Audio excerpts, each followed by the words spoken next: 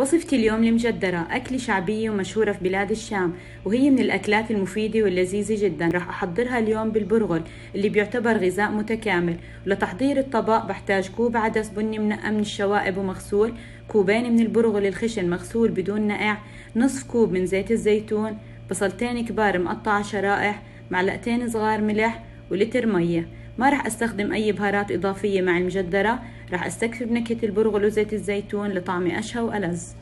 رح ارفع العدس على النار لينسلق مع لتر من المية المغلية، ورح اخلي النار عليه هادية حتى ما تتشقق حبات العدس، ورح اخليه لمدة ربع ساعة حتى يستوي. بهالاثناء بقلب البصلة مع نص كوب من زيت الزيتون حتى يصير لونها اشقر.